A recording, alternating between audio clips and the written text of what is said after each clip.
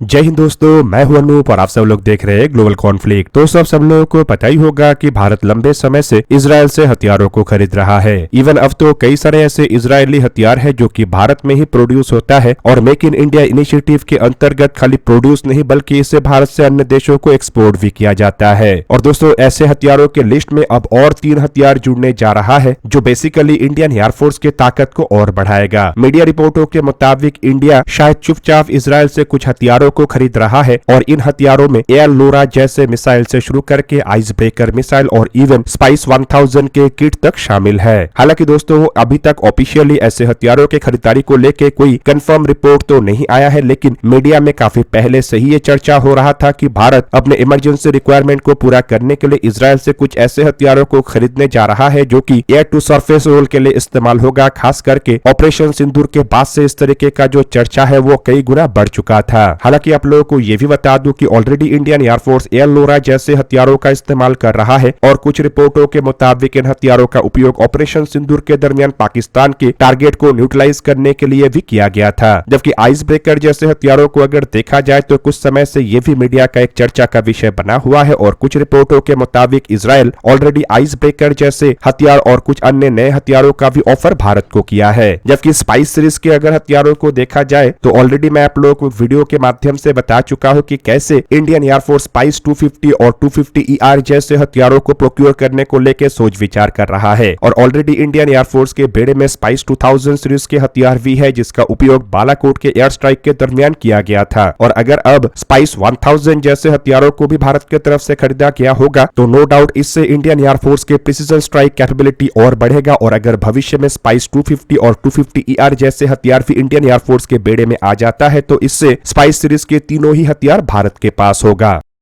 Basically दोस्तों, ये जो खबर है ये इजराइल के एक फ्रीलांसर डिफेंस जर्नलिस्ट आरी इगोर्जी के तरफ से सामने लाया गया है। उनके खबर के मुताबिक पिछले कुछ महीनों के अंदर ही भारत के द्वारा इजराइल से एयर लोरा और आइस ब्रेकर जैसे मिसाइलों को खरीदने को लेकर शायद ऑर्डर प्लेस किया गया है और साथ ही साथ इंडियन एयरफोर्स स्पाइस 1000 जैसे किट को भी अपने बेड़े में शामिल करने को लेकर प्लान बना रहा है। अब दोस्तों, देखा जाए तो पिछले कुछ महीनों से ही ये चर्चा का एक विषय बना हुआ था कि भारत इजराइल से कुछ स्टैंड ऑफ हथियारों को खरीदना चाहता है। खास करके स्पाइस 1000 का जिक्र काफी लंबे समय से ही हो रहा था क्योंकि ये 1000 पाउंड के जो बॉम्ब है उसे गाइडेड बॉम्ब में कन्वर्ट कर सकता है और तब इन बॉम्ब्स के माध्यम से प्रिसीजन स्ट्राइक तरीके से मतलब पिन पॉइंट एक्यूरेसी के साथ लॉन्गर डिस्टेंस में टारगेट को हिट किया जा सकता है। इवन दोस्तों, इजरायली जर्नलिस्ट का यह भी कहना था कि इसका इशारा तो 29 दिसंबर 2025 के डिफेंस एक्विजिशन काउंसिल के अप्रूवल के बाद ही आ गया था क्योंकि इस अप्रूवल में डिफेंस मिनिस्टर श्री राजनाथ सिंह के नेतृत्व वाले डिफेंस एक्विजिशन काउंसिल की तरफ से करीब 8.7 बिलियन डॉलर के प्रोक्योरमेंट को लेकर एक अनुमति दिया गया है और इस प्रोक्योरमेंट में स्पाइस 1000 का भी जिक्र है। हालांकि दोस्तों, ये जो 8.7 बिलियन डॉलर का अप्रूवल है इसके अंतर्गत भारत अभी तक हथियार खरीदा है या नहीं या कौन कौन सा एग्जैक्ट हथियार खरीदने जा रहा है ये तो कंफर्म नहीं हुआ है, लेकिन 8.7 बिलियन काफी बड़ा अमाउंट होता है जिससे अंदाजा लग रहा है कि भारत काफी बड़े संख्या में इन हथियारों को खरीदेगा और इवन खाली संख्या में ही नहीं बल्कि कई तरीके के अलग अलग हथियारों को प्रोक्योर करेगा और इनमें से ज्यादातर जो हथियार है वो भारत में ही मेक इन इंडिया इनिशिएटिव के अंतर्गत निर्माण किया जाएगा। बेसिकली दोस्तों, इस तरीके के हथियार इंडियन एयरफोर्स इसलिए प्रोक्योर करना चाहता है ताकि एयरफोर्स के प्रिसीजन स्ट्राइक कैपेबिलिटी और लॉन्ग रेंज स्ट्राइक कैपेबिलिटी को एनहांस किया जा सके। और इजराइल के ये तीनों हथियारों को ही अगर देखा जाए तो ये पिन पॉइंट एक्यूरेसी के साथ टारगेट को हिट कर सकता है और इवन दुश्मन के ताकतवर से ताकतवर तरीन एयर डिफेंस सिस्टम्स को भी चकमा देके दुश्मन के डीप टेरिटरी के अंदर स्थित हाई वैल्यू टारगेटों को भी आसानी से न्यूट्रलाइज कर सकता है।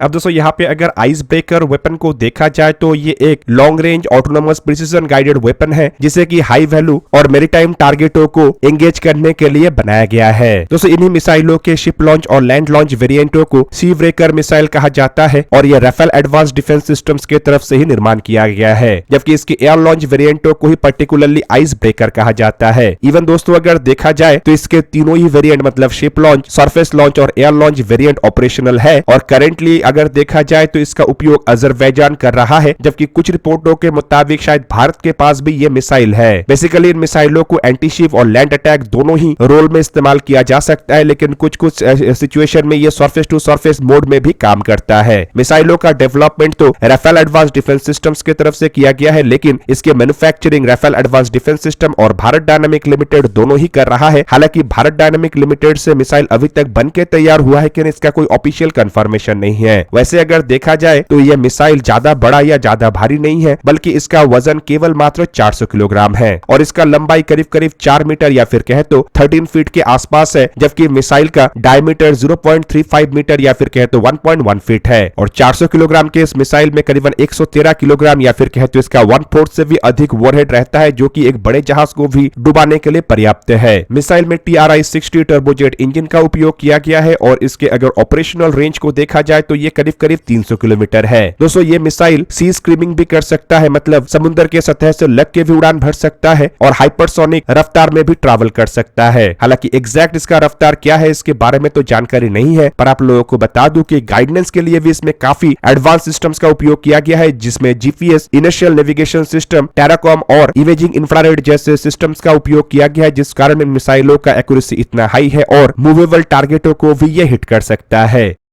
दूसरे नंबर पे जो हथियार का नाम आता है मतलब एयर लोरा, ये असल में लोरा मिसाइलों के एयर लॉन्च वर्जन है। अब दोस्तों एयर लोरा मिसाइल को अगर देखा जाए तो बेसिकली ये क्वाइस बैलिस्टिक मिसाइल है और इसे इजरायली एरोस्पेस इंडस्ट्री की तरफ से निर्माण किया गया है। रिपोर्ट के मुताबिक करंटली इन मिसाइलों का उपयोग इजरायल, अजरबैजान, ग्रीस और भारत जैसे देश कर रहा है। इवन दोस्तों अजरबैजान की तरफ से इन मिसाइलों का इस्तेमाल नगानो काराबाग के लड़ाई के दरमियान अर्मेनिया के खिलाफ भी किया गया था। हालांकि दोस्तों इन मिसाइलों को अगर देखा जाए इसके एयर लॉन्च वेरिएंट फिलहाल अजरबैजान के पास नहीं है, बल्कि अजरबैजान इसके सरफेस टू सरफेस वेरिएंट का उपयोग करता है। वैसे अगर एयर लोरा मिसाइलों को देखा जाए तो ये रिलेटिवली काफी भारी मिसाइल है और इसका वजन 1.6 टन या फिर कहे तो 1600 किलोग्राम है। इसका लंबाई करीबन 5.2 मीटर और डायमीटर 624 मिलीमीटर है। 1.6 टन मिसाइल में करीबन 570 किलोग्राम हाई एक्सप्लोसिव वॉरहेड रहता है, मतलब इसका 1/3 केवल मिसाइल का वॉरहेड है। और दोस्तों अगर इसका रेंज देखा जाए तो ये 90 किलोमीटर से लेके 430 किलोमीटर के रेंज में टारगेट को हिट कर सकता है। लेकिन इन मिसाइल का सबसे खास बात है इसका रफ्तार। रिपोर्ट के मुताबिक मार्क 5 के रफ्तार में मतलब ध्वनि के रफ्तार से 5 गुना अधिक रफ्तार में ट्रैवल कर सकता है, जो कि एक हाइपरसोनिक रफ्तार होता है। पर दोस्तों ये क्वाइस बैलिस्टिक मिसाइल है, जिस कारण इन मिसाइलों को हाइपरसोनिक क्रूज मिसाइल के साथ कंपेयर नहीं किया जा सकता है। पर आप लोगों को बता दूं कि क्वाइस बैलिस्टिक मिसाइल होने के वजह से ये क्रूज मिसाइल के जैसे काफी हद तक अपने ट्रेजेक्टरी को बदल सकता है या फिर कहे तो काफी अधिक मैन्यूवर कर सकता है। और इन कारणों के वजह से भी ये मिसाइल काफी खतरनाक बन जाता है, क्योंकि इसी मैन्यूवरेबिलिटी और रफ्तार के कारण मिसाइल को डिटेक्ट कर पाना दुश्मन के लिए एक तरीके से इम्पॉसिबल है। हालांकि आप लोगों को यह भी बता दूं कि कुछ रिपोर्टों में क्लेम किया जा रहा है कि भारत ऑलरेडी इन मिसाइलों का उपयोग कर रहा है, लेकिन यह भी कभी ऑफिशियली कंफर्म नहीं हुआ है।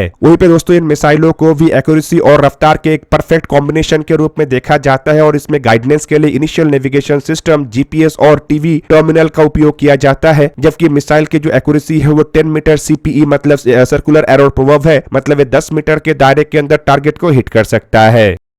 इसके अलावा दोस्तों अगर तीसरा हथियार मतलब स्पाइस 1000 किट को देखा जाए तो बेसिकली ये एक रेंज एक्सटेंशन किट है और ये स्पाइस सीरीज के अंतर्गत डेवलप किया हुआ 3 हथियारों में से एक प्रमुख हथियार है। बेसिकली स्पाइस सीरीज के इन हथियारों का development Rafael advance defence systems की तरफ से किया गया है, लेकिन कुछ रिपोर्टों के मुताबिक इसका manufacturing Rafael advance defence systems के साथ साथ कल्याणी राफेल एडवांस सिस्टम्स की तरफ से किया जाता है। और आप लोगों को बता दूं कि ये जो कल्याणी राफेल एडवांस सिस्टम है ये बेसिकली भारत के कल्याणी ग्रुप और इजराइल के राफेल एडवांस डिफेंस सिस्टम्स का ही एक जॉइंट वेंचर है। अब दोस्तों भारत ऑलरेडी स्पाइस सीरीज के स्पाइस 2000 किट का उपयोग करता है, जो बेसिकली 1000 किलोग्राम के बॉम्ब्स के रेंज एक्सटेंशन के रूप में इस्तेमाल होता है, जबकि स्पाइस 1000 बेसिकली 450 किलोग्राम या फिर कहे तो 1000 पाउंड के बॉम्ब के रेंज एक्सटेंशन के रूप में इस्तेमाल होता है। और ये मार्क 83, MPR 1000, BLU 110, RPA 1000 जैसे हथियारों के साथ और भी कई तरीके के हथियारों के साथ काम करता है। अब दोस्तों इसका बेसिकली काम होता है नेविगेशन और बॉम्ब को ग्लाइड करना, और इसमें एक विंग सिस्टम्स का भी उपयोग किया गया है जो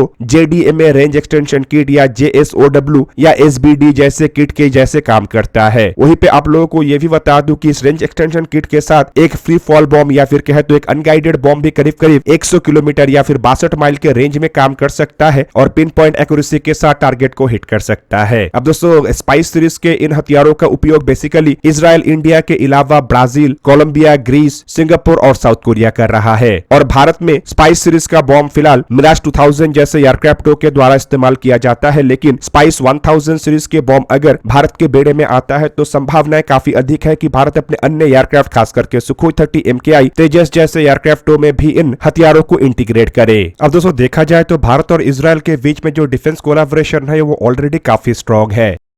इसके अतिरिक्त अगर भारत इजराइल से $8.7 बिलियन के और हथियारों को खरीदता है जिनमें कि इन तीनों हथियारों का भी जिक्र हो रहा है, तो नो डाउट इससे भारत और इजराइल के डिफेंस कोलैबोरेशन और एनहेंस होगा। साथ ही साथ दोस्तों संभावनाएं काफी अधिक है कि इन हथियारों को संपूर्ण रूप से भारत में ही तैयार किया जाए, जिससे कि भारत के मेक इन इंडिया इनिशिएटिव और आत्मनिर्भर भारत के संकल्प भी मजबूत होगा। और दूसरी तरफ आप लोगों को यह भी बता दूं कि इससे बेसिकली और कुछ नहीं बल्कि भारत की जो डिपेंडेंसी है उसे और कम किया जा सकेगा। खास करके लड़ाई जैसे सिचुएशन में तब भारत को और हथियारों को लेकर इंतजार करना नहीं पड़ेगा, बल्कि भारत के जो लोकल फार्म इन हथियारों को प्रोड्यूस कर रहा है वही लड़ाई में इमरजेंसी बेसिस पे हथियारों को प्रोवाइड कर पाएगा। दोस्तों आप लोगों को क्या लगता है कि भारत ये जो इजराइल से 3 अलग अलग हथियारों को खरीदने जा रहा है ये असल में भारत के ताकत को कितना गुना बढ़ाएगा? कमेंट करके अपनी राय अवश्य दीजिए। और क्या आप लोगों को लगता है कि भारत सिक्योरली इन हथियारों को ऑलरेडी इजराइल से खरीद चुका है? अपना मतामत अवश्य बताइएगा। दोस्तों आज के इस वीडियो को यहीं पे करते हैं समाप्त। किसी और एक दिन किसी और एक वीडियो में मिलेंगे, तब तक के लिए जय हिंद, वंदे मातरम।